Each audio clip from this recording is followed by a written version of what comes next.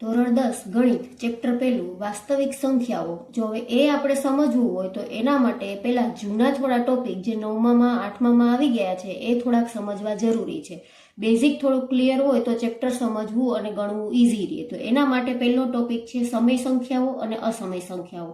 તો આપણને ખબર હોવી જોઈએ કે સમય સંખ્યા કેને કહેવાય અને અસમય સંખ્યા કહેવાય. ખાસ કરીને આપેલ ચેપ્ટરની અંદર અસમય સંખ્યા કેને કહેવાય એ વધારે જાણવું તમારા માટે જરૂરી છે. એટલે પહેલા આપણે એ શીખી લઈએ સમય અને અસમય વિશે. તો સમય સંખ્યા એને તો પહેલા ક્યુ વડે દર્શાવી શકાય. સમય સંખ્યાની અંદર કઈ કઈ સંખ્યાઓનો સમાવેશ થાય? તો સૌથી પહેલા પ્રાકૃતિક સંખ્યાઓ જેને આપણે એન વડે દર્શાવીએ છીએ 1 2 3 4 5 2 to ઇન્ફિનિટી અનંત સુધી આપણે.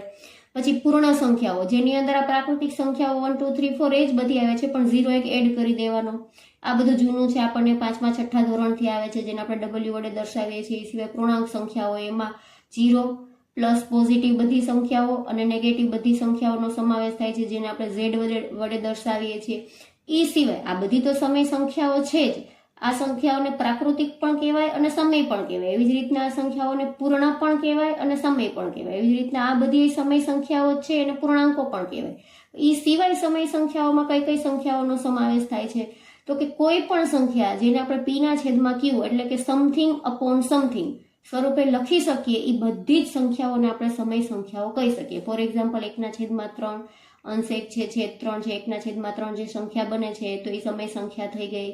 એવી રીતના 2/5, 9/4, માઇનસ વાળી બી એવી રીતે ચાલે, -1/2, -4/5, આવી અનંત સંખ્યાઓ.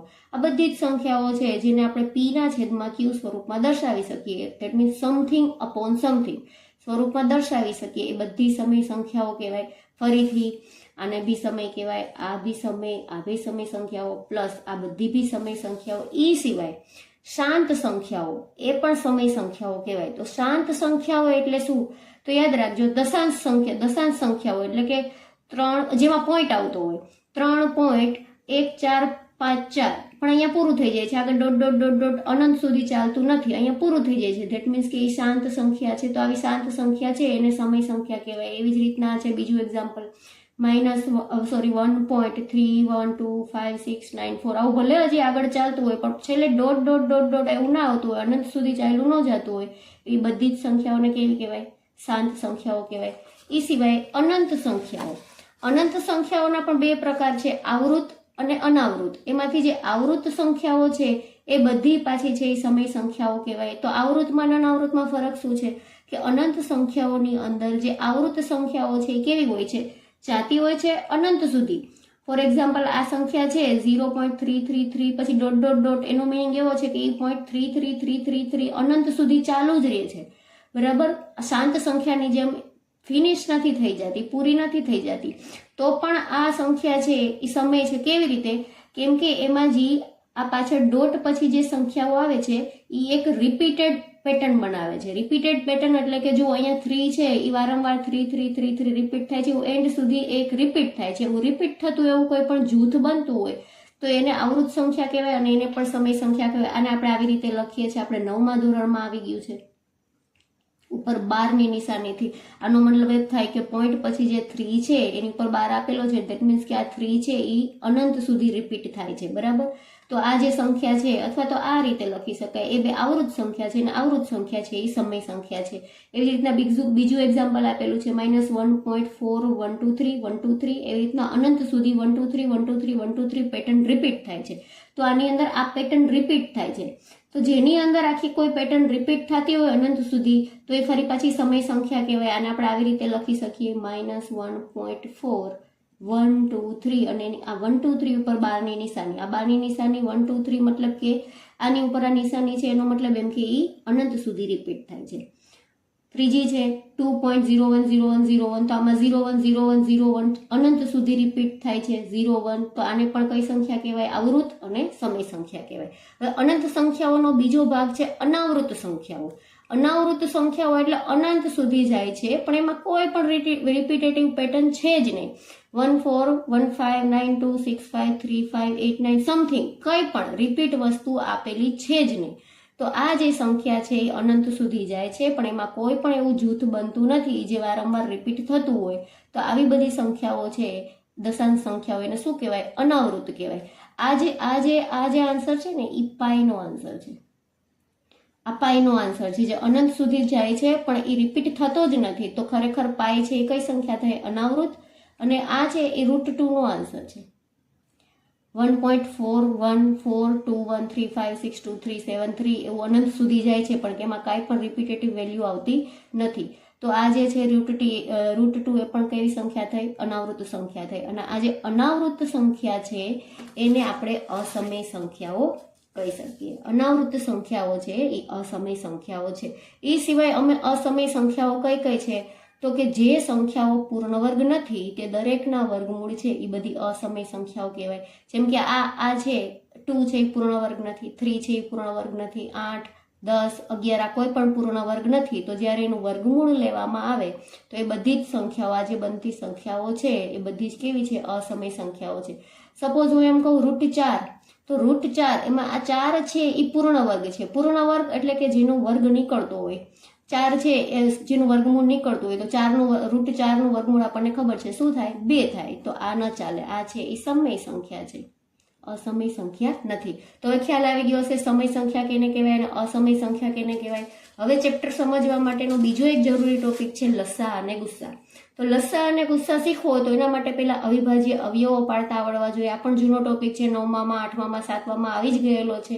તો અવિભાજ્ય અવયવો પાડતા આપણે ફટાફટ શીખી લઈએ. ક્વિક રિવિઝન જ કરવાનું છે. ધારો કે કોઈ સંખ્યા 60 આપેલી છે, અવિભાજ્ય છે, એને આપણે અવિભાજ્ય અવયવોના સ્વરૂપમાં લખવી છે. તો આપણને ખબર છે અવિભાજ્ય અવયવો પાડવાનું ચાલુ. પહેલા અવિભાજ્ય અવયવો કયા કયા છે? 2, 3, 5, 7, 11 જેના ભાગ પડતા નથી એ બધા. તો અહીંથી ચાલુ કરવાનું હોય, નાનામાં નાના અવયવથી ચાલુ કરવાનું હોય. તો 2 થી આનો ભાગ પડશે કે કેમ એ જાણવું હોય તો એનો છેલ્લો આંકડો જોવાનો. છેલ્લો આંકડો છે એ 0, 2, 4, 6 કે 8 હોય એટલે કે બેકી સંખ્યા અથવા તો કોઈ 0 હોય તો એનો ભાગ 2 થી ચાલતો હોય. આ તો ડાયરેક્ટ ખબર પડી જાય. 30 દુ 60 થાય, 30 દુ 60. ફરી પાછળ 0 છે એટલે 2 થી ભાગ ચાલે. તો 30 નો 2 થી ભાગ કરીએ એટલે 15 દુ 30 થાય. જો એવી રીતે ન આવડતું હોય ને તો આવી રીતે એક એક સંખ્યા લઈને કરવાની. આ 30 નો 2 વડે ભાગ આવી રીતે કરવા નથી બેસવાનું, આવી રીતે નથી કરવા બેસવાનું ભાગાકાર કરીને, તો બહુ જ વાર લાગશે. મોટી સંખ્યા હશે તો બહુ જ વાર લાગશે. ડાયરેક્ટ કરતા શીખવાનું છે. કઈ રીતે? તો 2 નો 3 થી 2 અને 3 ની આ 2 નો ભાગ ચલાવવાનો છે. આપણે 3 થી કરીએ તો 2 એકા 2, 2 એકા 2, તો અહીંયા 2 આવે તો 3 માંથી 2 જાય તો 1 વધે, તો 1 અને 0 એટલે 10 થાય, તો 5 દુ 10 થાય. એવી રીતના કરવાનું હોય. હવે 15માં પાછળ એકી સંખ્યા છે એટલે હવે 2 થી તો નહીં થાય. હવે 3 નો વારો, તો 3 નું કઈ રીતે ચેક કરવાનું હોય? આ તો સિમ્પલ છે એટલે ખબર પડી જશે 5 તેરી 15 થાય, પણ ખરેખર ચેક કઈ રીતે કરવાનું હોય? જો મોટી સંખ્યા હોય તો આપેલી જેટલી અહીંયા ડિજિટ છે એ બધાનો સરવાળો. જેમ કે અહીંયા 5 અને 1 છે તો 5 અને 1 સરવાળો કેટલો થાય? 6. તો 6 છે એ 3 થી ભાગી શકાય. તો એનો મતલબ કે આપેલ સંખ્યા 15 છે એ પણ 3 થી ભાગી શકાય. તો 3 પંચા 15 થાય. હવે 5 છે એ તો 5 એકા 5 થાય. અહીંયા પૂરું. આને અવિભાજ્ય અવયવો પાડ્યા કહેવાય. એટલે કે 60 ના અવિભાજ્ય અવયવો છે 2, 2, 3 અને 5. બરાબર. આવી જ રીતના લસા અને ગુસ્સામાં અવયવો પાડતા આવડી જવું જોઈએ. અને બરાબર બહુ બધી પ્રેક્ટિસ કરશો એટલે સ્પીડ આવી જશે. ધીમું ધીમું કરશો તો આ દાખલા ગણતા બહુ જ વાર લાગશે. એટલે બહુ વધારે પ્રેક્ટિસ કરવાની જેથી સ્પીડ આવી જાય. હવે લસા અને ગુસ્સા શોધવા માટેની મેથડ છે. અહીંયા 2 સંખ્યા બી આપી શકે અને 3 સંખ્યાનો બી લસા આપી શકે, 4 નો બી આપી શકે, પણ 4 એટલો બધો પૂછાય નહીં, મેક્સિમમ 3 હોઈ શકે છે. તો 60, 30 અને 66. એક 60 છે, એક 30 છે અને એક 66 છે. એનો લસા લેવાનો કહીએ ત્યારે બની શકે તો સાથે જ લઈ લેવાનું. સાથે લેતા ન આવડે તો હું અલગ અલગ કઈ રીતે લેવું, થોડી મોટી મેથડ છે પણ એ પણ ઈઝી છે, હું શીખવાડું. પહેલા આ રીતે સાથે જ લેતા શીખી જઈએ. તો સૌથી પહેલા 60, 30 અને 66 નો લસા લેવા માટે 2 થી ચાલુ કરીએ. 2 થી કોઈ પણ એક સંખ્યા વિભાજ્ય હશે તો ચાલશે. અહીંયા તો 3 વિભાજ્ય છે. તો 60 છે, અહીંયા પાછળ 0 છે, અહીંયા 0 છે અને અહીંયા 6 છે. 3 2 થી વિભાજ્ય છે. આ છે 30 દુ 60, આ છે 15 દુ 30 અને આ છે 33 દુ 66. બરાબર. હવે આમાં પાછું 2 થી ટ્રાય કરવાનું. આ 2 થી થાય છે, પાછળ 0 છે એટલે આ નહીં થાય અને આ નહીં થાય. કેમ કે એમાં પાછળ બંનેમાં એકી સંખ્યા છે. અહીંયા 5 છે, અહીંયા 3 છે. એ 2 થી નહીં થાય તો એને એઝ ઇટ ઇઝ લખી નાખવાની. પણ આ તો 2 થી ભાગ ચાલે છે તો એને લખવાનું 15 દુ 30, 15 દુ 30. બરાબર. હવે ફરી પાછું આ પણ એકી સંખ્યા, આ પણ એકી સંખ્યા અને આ પણ એકી સંખ્યા. એટલે હવે 2 થી નહીં થાય તો 2 થી ભાગ નહીં ચાલે તો પછી 3 થી ટ્રાય કરવાનું. તો આ તો થશે 3 થી, આ બી 3 થી થશે, આ બી 3 થી થશે. આ છે 5 તેરી 15, આ છે 5 તેરી 15 અને આ છે 11 તેરી 33. હવે આ 3 3 અને 3 થી તો થશે નહીં. હવે 5 નો વારો, તો આ 5 અને 5 થી થશે. 5 1 5 5 1 5 અને આ 11 છે એ 5 થી ન થાય તો એને એઝ ઇટ ઇઝ લખવાનું. હવે જ્યાં 1 આવી ગયું છે એ આપણો આન્સર આવી ગયો, એનું કાંઈ હવે કરવાનું નથી. પણ હજી 11 1 બાકી છે, તો 11 નું 11 1 11 અને એમને નીચે લઈ લેવાનું. આ દાખલો પૂરો. હવે આ જે આવ્યું છે એ બધાનો ગુણાકાર એ આપણો લસા. કેટલા આવ્યા છે? 2 2 3 5 અને 11. આ બધાનો ગુણાકાર કરો કેટલો થાય? 5 તેરી 15 15 દુ 30 30 દુ 60 60 ગુણ્યા 11 660. આપણો લસા કેટલો આવે? 660. આવી રીતે લસા લેવાનો. હવે ગુસ્સાની મેથડ શીખવાડો આવી જ રીતે છે, પણ થોડુંક ચેન્જ. 30 60 અને 66. એનો ગુસ્સા લેવો હોય તો શું કરવાનું? આમાં એક વસ્તુ ખાસ ધ્યાન રાખવાની, ભાગ એનાથી જ ચાલુ કરવાનો જે ત્રણેયથી વિભાજિત થતું હોય. જેમ કે અહીંયા 2 છે તો આગળ આપણે અહીંયા કર્યું એવી જ રીતે આ ત્રણેય છે એ 2 થી વિભાજ્ય છે, તો 30 દુ 60 15 દુ 30 અને 33 દુ 66. ત્રણેય 2 થી વિભાજ્ય થયું. હવે 2 જ ન લઈ શકીએ, લસામાં લઈ શકતા હતા, ગુસ્સામાં નહીં. કેમ કે આ એક જ સંખ્યા એવી છે જે 2 થી વિભાજ્ય છે. આ અને આ 2 થી વિભાજ્ય નથી, તો 2 નો નહીં લેવાનો. પછી 3 થી ટ્રાય કરવાનો, પણ એ 3 થી આ ત્રણેય સંખ્યા વિભાજ્ય થવી જોઈએ. તો હા થાય છે, 3 થી ત્રણેય સંખ્યા વિભાજ્ય થાય છે. આ 10 તેરી 30, આ 5 તેરી 15 અને આ 11 તેરી 33. પૂરું. હવે આ બી 3 થી નથી થતી, આ બી 3 થી નહીં, આ બી 3 થી નહીં. 3 પછી 5 લઈએ તો આ 5 થી થાય, આ 5 થી થાય, પણ આ 5 થી ન થાય, તો 5 ના લઈ શકાય. ત્રણેય કમ્પલસરી કોઈ એક અવયવથી વિભાજિત થવા જોઈએ. બરાબર? 2 થી નહીં, 3 થી નહીં, તો 5 થી બી નહીં. પછી 7 11, અહીંયા 7 તો છે જ નહીં કે, પણ 11 છે તો 11 આ એક થી, આ એક સંખ્યા જ 11 થી વિભાજ્ય છે. 11 1 11, બાકી આ બે પણ 11 થી વિભાજ્ય છે નહીં. તો આપેલ ત્રણેયમાં હવે કોઈ પણ એક સાથે વિભાજિત થાય એવી સંખ્યા બચી નથી, તો આપણો દાખલો અહીંયા પૂરો. તો એમાં આટલો જ જવાબ આવ્યો, 2 અને 3. તો ગુસ્સા આવ્યો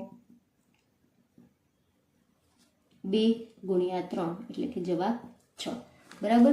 હવે લસા અને ગુસ્સાની એક બીજી મેથડ શીખવાડું છું, આ જ સંખ્યા લઈને. 60 30 અને 66. એનો આપણે અલગ અલગ અવિભાજ્ય અવયવો પાડીએ. જેમ આગળ આપણે એક સાથે પાડ્યા હતા, પણ અલગ અલગ પાડીએ. તો કઈ રીતે થશે? આ છે 30 દુ 60, 15 દુ 30, 5 તેરી 15 અને 5 એકા 5. 30 નું 15 દુ 30, 5 તેરી 15, 5 એકા 5. આનું કઈ રીતે થશે? 33 દુ 66, 11 તેરી 33 અને 11 એકા 11. હવે 60 ને આપણે લિસ્ટ આઉટ કરીએ તો એના અવયવો આવ્યા 2 2 3 અને 5. 30 ના અવયવો લિસ્ટ આઉટ કરીએ તો 2 3 અને 5, અને 66 ના અવયવો લિસ્ટ આઉટ કરીએ તો 2 3 અને 11. તો હવે લસા કેવી રીતે શોધવાનો હોય? તો લસા બરાબર સામાન્ય અવયવો કયા કયા છે? 2 2 2 3 3 3. બરાબર? તો લસા એટલે પેલા તો સામાન્ય અવયવો લખી નાખીએ, 2 3, પછી બાકી બચ્યું એ બધું લખી નાખીએ. બાકી એકવાર બચ્યું 2 5 અને 11. બરાબર? બીજી રીતે યાદ રાખીએ તો કેવી રીતે હોય? લસા એટલે આમાં કેટલા કેટલા અવયવો આવે છે? 2 3 5 અને 11. તો 2 ની મેક્સિમમ ઘાત કેટલી છે? તો કે અહીંયા 2 ની મેક્સિમમ ઘાત 2 વાર છે, એટલે 2 2 વખત આવ્યા. પછી 3 ની મેક્સિમમ ઘાત કેટલી છે? તો અહીં 3 ની 1 ઘાત, 3 ની 1 ઘાત, 3 ની 1 ઘાત, એટલે મેક્સિમમ 3 ની 1 ઘાત છે, એટલે 3 એક વાર આવ્યા. 5 ની અહીંયા મેક્સિમમ ઘાત કેટલી વાર છે? તો કે અહીંયા 5 ની 1 ઘાત છે, અહીંયા 5 ની 1 ઘાત છે, એટલે 5 એક વાર આવ્યા. 11 ની મેક્સિમમ ઘાત કેટલી છે? તો કે 1 ઘાત જ છે, તો 11 ની 1 ઘાત એટલે 11 આવ્યો. હવે આ બધાનો ગુણાકાર કરીએ એટલે 660 આવે, એ આપણો લસા. ગુસ્સા કઈ રીતે શોધવાનો હોય? તો ગુસ્સા એટલે જે સામાન્ય અવયવો આ ત્રણેયમાં આવેલા છે એ આપણો જવાબ. તો સામાન્ય અવયવમાં 2 છે અને 3 છે, તો એ બંનેનો ગુણાકાર એ આપણો જવાબ ગુસ્સા. એટલે કે ગુસ્સા આવશે તમારો 6. બસ લસા અને ગુસ્સા શોધવાની આ 2 મેથડ છે. 2 માંથી જે ફાવે એ ગણવાની, અથવા તો સ્કૂલે જે તમને કરાવતા હોય, ટ્યુશનમાં જે કરાવતા હોય, તમને જે 7મા 8મા ધોરણથી તમે જે ફોલો કરતા હોય, જેની તમને વધારે પ્રેક્ટિસ હોય એ તમારે ફોલો કરવાની. આટલું બધું આવડી જાય પછી જ ચેપ્ટર 1ની ગણતરી અથવા તો સમજૂતી શીખવાનું બધું ચાલુ કરવાનું. આ બધું બેઝિક છે. આખા વિડીયોની અંદર જેટલું બધું આપેલું છે બેઝિક છે, એ બધું આવડી જાય પછી ચેપ્ટર 1ની શરૂઆત કરજો.